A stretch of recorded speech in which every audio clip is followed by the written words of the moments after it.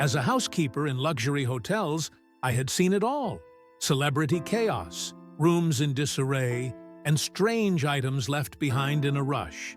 But nothing could have prepared me for what happened in 2018 when I was assigned to clean the penthouse suite of none other than Sean "Diddy" Combs.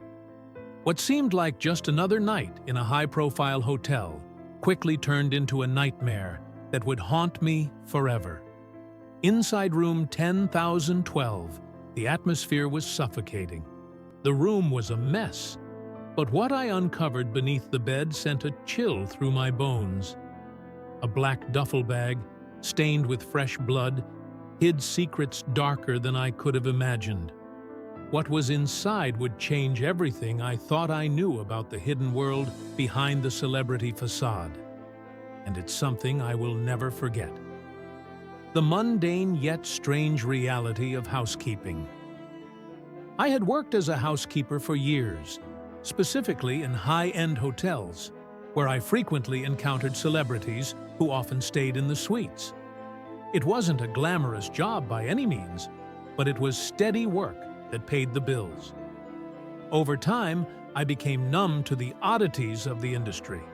Half-dressed guests answering the door in nothing but towels, rooms trashed beyond recognition, and strange, seemingly insignificant items left behind in the rush of celebrity life. The oddities I came across were more often a part of the job than anything surprising. Discarded needles, piles of cash tucked in places no one would ever think to look, and piles of empty bottles scattered across plush carpets. These were the elements that made up my daily reality. But nothing had prepared me for what happened in 2018 when I was assigned to clean the penthouse suite of one of the most notorious figures in entertainment, Sean "Diddy" Combs. It seemed like a normal, albeit somewhat peculiar night when I walked into the suite.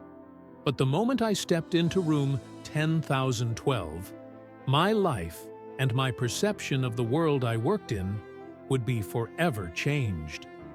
This wasn't just another suite with the usual Hollywood chaos. This room had an air of danger. What I discovered there would haunt me forever, no matter how much I tried to convince myself it wasn't real.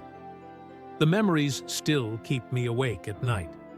No amount of reasoning or time can erase the images burned into my mind. And it's something I'll never be able to forget. The unease settles. In that Tuesday evening seemed like just another quiet shift at the hotel. It was as uneventful as any other night in a luxury hotel in Los Angeles. Nothing out of the ordinary. My shift began the same as always, with a quick briefing from the supervisor and room assignments handed out. I went about my work, focused on cleaning rooms with the mechanical precision I had come to master over the years. Celebrities came and went all the time, so I didn't think much of the whispers I overheard from the staff about a high-profile guest staying in the penthouse suite. It wasn't uncommon for someone famous to book the top floor, so I paid little attention to the chatter. However, as the night wore on, I began to notice something strange. The usual hum of activity that accompanied a busy shift wasn't present. There was an unsettling tension in the air. The staff seemed more on edge than usual. The normally casual chatter among my co-workers was replaced with whispers of something strange happening in room 10,012. Even Maria, my co-worker who usually had an upbeat attitude, couldn't help but mention it in hushed tones. I nodded, though the feeling of unease gnawed at me. Her tone wasn't just strict, it was fearful, something I had never encountered from her before. Something was wrong. The cold silence of the penthouse hallway. I made my way to the top floor, my footsteps echoing in the otherwise silent hallway. As I walked, a sense of foreboding settled over me. The usual luxury of the penthouse suites in this hotel was replaced by an almost oppressive stillness. The hallway was eerily quiet, and I couldn't help but hold my breath as I approached room 10,012. It was cold, unnaturally so. The air felt thick, heavy, as though something was weighing it down. The lights above flickered sporadically, and the faint hum of the lights was louder than usual, like the building itself was holding its breath. As I reached the door, I noticed two men standing guard outside. They were dressed in black suits, standing at attention like Secret Service agents. Their faces were unreadable, their eyes fixed on me with an intensity that made me feel as though I was under a microscope. They didn't say anything, but their presence felt like a warning. One of them glanced at his watch and muttered in a gravelly voice, "You have 30 minutes." I nodded, pushing my cart forward, but something in the air made my skin prickle. The door was open slightly, but there was a palpable sense that something was happening inside. Something I wouldn't be able to walk away from. The room that didn't feel right. As soon as I stepped inside room 10,012, the oppressive atmosphere hit me. The air was thick, almost as if it were pressing down on me. The room should have smelled like luxury, like fresh linens, expensive perfumes, or polished wood. But instead, the scent that greeted me was wrong. There was the familiar acrid smell of cigar smoke mixed with spilled alcohol, but underneath it, something metallic, almost rancid, lingered. The faint smell of blood was unmistakable, clinging to the room like a dark secret. I paused in the doorway, taking in the scene before me. The suite was massive, designed to impress with its panoramic view of the glittering city below. The floor-to-ceiling windows were open, letting in the cool evening air, but even the view couldn't mask the chaos inside. The room was a mess, empty liquor bottles scattered across the floor, discarded clothing strewn about, and plates of half-eaten food left abandoned in various places. Yet despite the mess, something about the room felt wrong. The dim lighting cast strange shadows that seemed to dance in the corners of my vision, and the faint, eerie sound of music filtered through the suite from an unseen speaker. It was the kind of music you hear in a nightclub, too loud, too intense, and completely out of place in a luxury suite. The vibe in the room didn't sit well with me. I shook the unease off and tried to focus on my work. But as I moved around the room, every step felt like I was being watched. The feeling crawled under my skin, as though the room itself was alive, observing me as I cleaned, silently judging my every move. I tried to ignore the sensation, telling myself I was being paranoid, but it was hard to shake the feeling that something was terribly off. The dark object beneath the bed. I came to a halt at the bed, which was tilted unnaturally. It was as though something heavy had been thrown onto it, leaving the frame askew. The room, despite its disarray, was meticulously arranged in most places, but the bed's disheveled condition stood out. It was as if someone had been in a hurry, or worse, had been in distress. I could hear the faint sound of breathing in my ears, almost like the room itself was holding its breath, waiting for me to uncover something. I crouched down to inspect further, convincing myself that it was just a forgotten suitcase, or some personal items someone had left behind. But as I peered under the bed, I saw something that immediately made my heart race. A large black duffel bag was pushed deep into the corner, nearly hidden from view. It looked out of place in such an upscale suite, too ordinary, too bulky for the surroundings. The frayed edges of the bag and the scuff marks on its surface made it seem hastily shoved out of sight. But what really made my stomach twist was the dark red stain that had soaked through the fabric. It was fresh, not dried, sticky, almost as if the bag had been left in haste, trying to conceal something horrifying. The stain stood out starkly against the otherwise pristine room, and I froze, my mind racing. Every instinct screamed at me to walk away, to ignore the bag and continue cleaning. But curiosity got the better of me. I reached down with trembling hands, pulling the bag out from under the bed. The weight of it was surprising, heavier than I had anticipated. The bag felt uneven and awkward, as though its contents were shifting. The sticky residue from the stain left a faint mark on my gloves, and the smell, that metallic, nauseating odor, grew stronger with each movement. The horrors inside the bag. When I unzipped the bag, the reality of what I was about to uncover became chillingly clear. At first glance, the contents seemed innocuous. A few bundles of cash, tightly wrapped in plastic. The bills were crisp and new, stacked with unnatural precision, like something you'd expect to find in a crime thriller. For a fleeting moment, I entertained the thought that I had stumbled upon some illicit stash. Drug money, perhaps, or the result of some shady deal. But as I pushed the money aside, the true horror of the situation began to unravel before my eyes. Beneath the bundles of cash, I found dozens of photographs, glossy prints, the kind you'd expect to see in a professional portfolio. But these weren't typical headshots or family photos.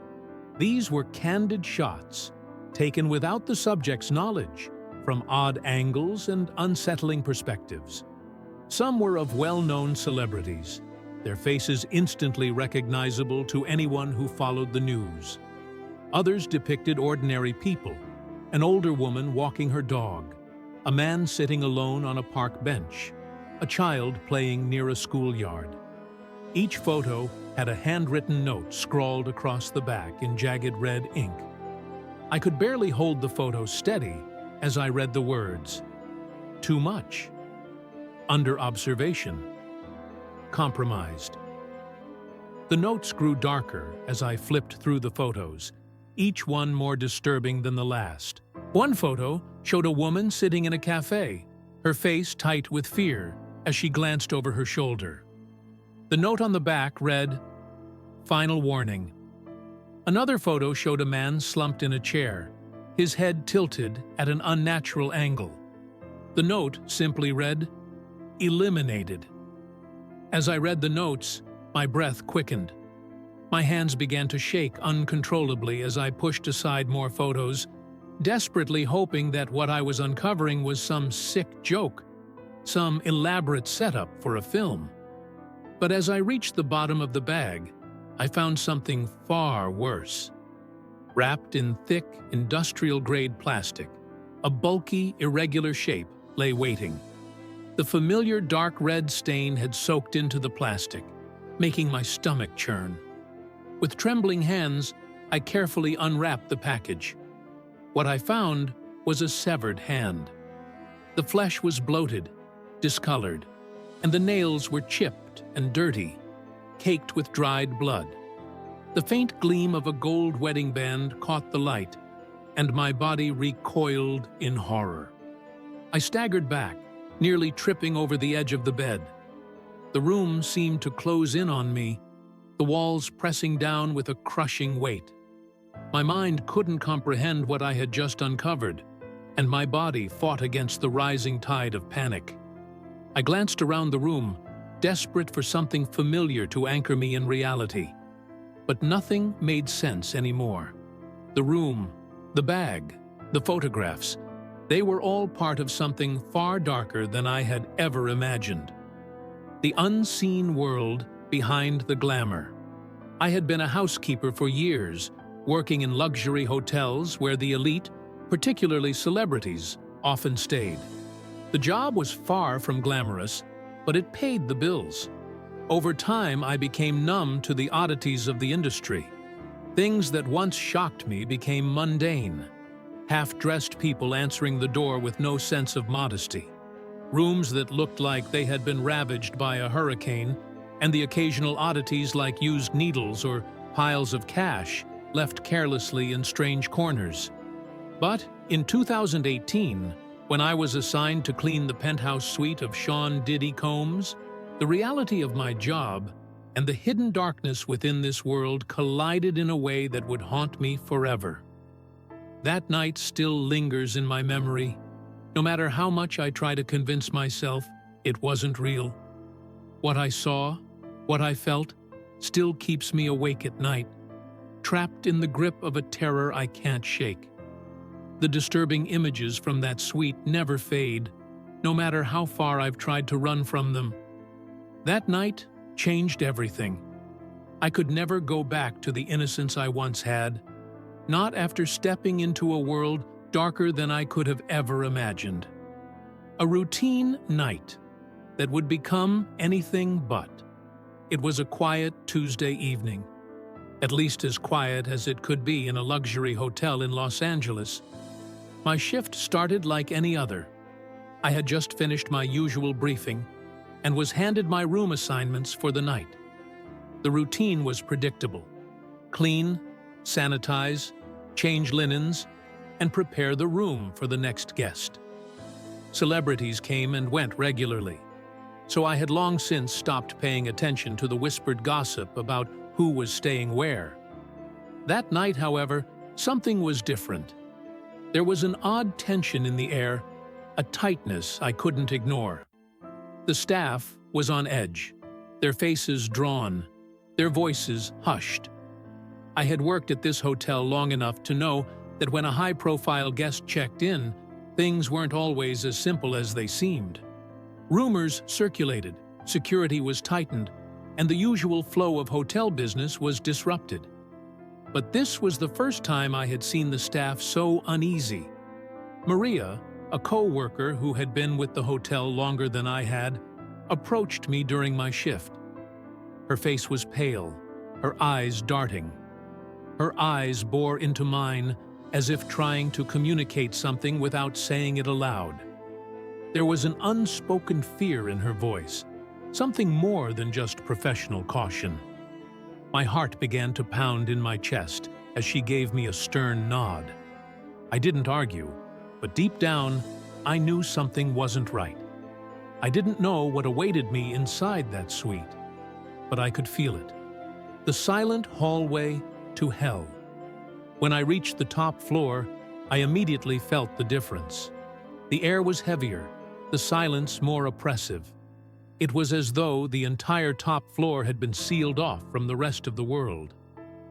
I walked down the hallway, and every step seemed to echo, unnervingly loud in the quiet. The lights flickered faintly above me, casting odd shadows that stretched unnaturally along the walls. Outside room 10,012 stood two men in black suits, serious, professional, and completely out of place in a hotel. They stood like sentries, their eyes following me with unsettling precision. They didn't speak, but their presence alone made me feel as though I were trespassing in a place where I didn't belong. As I approached the door, one of them glanced at his watch and said in a low, gravelly voice, "You have 30 minutes." The words hung in the air, like a countdown. I nodded, swallowing hard, and pushed my cleaning cart forward. But the sense of unease was unbearable. My instincts screamed that I was walking into something I wasn't prepared for, something I wasn't supposed to see.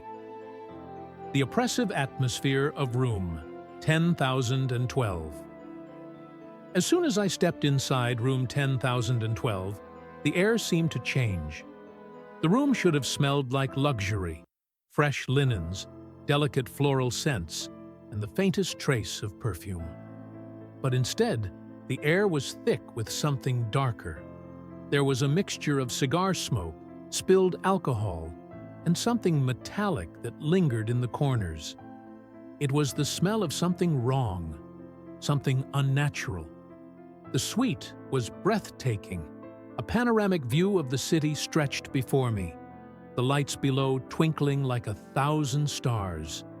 Yet, despite the beauty of the room, something about it felt wrong. The chaos was undeniable. Empty liquor bottles littered the floor, discarded clothing and food plates left as if they'd been carelessly tossed aside. But there was more than just physical mess. The room felt charged with an eerie energy, an unspoken tension that filled every corner. Dim lighting cast shadows that seemed to move on their own, and faint music filtered through the air, too soft, too eerie for a luxury suite. It was the kind of music you'd expect to hear in a haunted house, slow and heavy, adding an unnatural layer to the silence. I tried to ignore it, focusing on my task, but with each step I took, the feeling of being watched grew stronger. It was like the room itself was observing me, silently judging every movement I made. The black duffel bag, a terrifying discovery. As I moved toward the bed to straighten the sheets, something caught my eye. A large black duffel bag was shoved deep into the corner of the room, partially hidden beneath the bed. It seemed out of place in such a luxurious setting, too ordinary, too rough. I bent down to inspect it. My curiosity piqued despite the feeling in the pit of my stomach. The bag was old, worn, with scuff marks and frayed edges. It looked like it had been hastily shoved out of sight, as though someone didn't want it to be found. My heart skipped a beat when I noticed the dark red stain that had soaked through the fabric. It wasn't dried. It was fresh, sticky, ominous, and unnatural. I froze for a moment. Every instinct told me to walk away. Just leave the bag. Pretend I hadn't seen it. But curiosity, or maybe sheer stupidity, got the better of me. My hands shook as I reached down, pulling the bag out from under the bed. The weight of it was heavier than I expected, uneven, like something inside was shifting. The stain left a sticky residue on my gloves, and the smell grew stronger, metallic, nauseating. My pulse quickened as I unzipped the bag. At first glance, the contents seemed harmless. Bundles of cash, neatly wrapped in plastic. The bills were new, crisp, stacked neatly. For a moment, I thought I had stumbled onto a high-stakes gambling stash, or perhaps a shady payoff. But as I pushed the money aside, I uncovered something far more disturbing. Beneath the cash were photographs, dozens of glossy prints. These weren't your typical celebrity headshots or vacation photos. These were candid, unsettling shots taken from odd angles. Some were of well-known celebrities, others of ordinary people. Someone walking their dog, a man sitting on a park bench, a child playing outside a school. Each photo had a note written in jagged red ink on the back. Too much. Under observation. Compromised.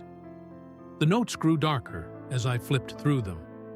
One photo was of a woman sitting in a cafe, looking over her shoulder, fear in her eyes. The note on the back simply read, "Final warning." Another was of a man slumped in a chair, his head at an unnatural angle. The note, eliminated. My hands were slick with sweat as I flipped through the pages, my heart racing in my chest. I didn't want to look anymore, but I couldn't stop myself. What had I uncovered? What had I walked into? The severed hand, the point of no return. Then, at the very bottom of the bag, I found something wrapped tightly in thick industrial-grade plastic. It was bulky, irregular, drenched in that same dark red substance. I knew what it was before I even unwrapped it. The first thing I saw was a hand, severed clean at the wrist. The flesh was bloated and discolored, the nails chipped and dirty. The gold wedding band on the third finger gleamed faintly in the dim light. It was a grotesque, chilling sight. My body recoiled, and I nearly dropped the bag. This wasn't just a crime. It was something far darker, something I wasn't prepared for. My mind struggled to comprehend what I was looking at, what I had uncovered. But it was clear. I had stumbled into something I was never meant to see.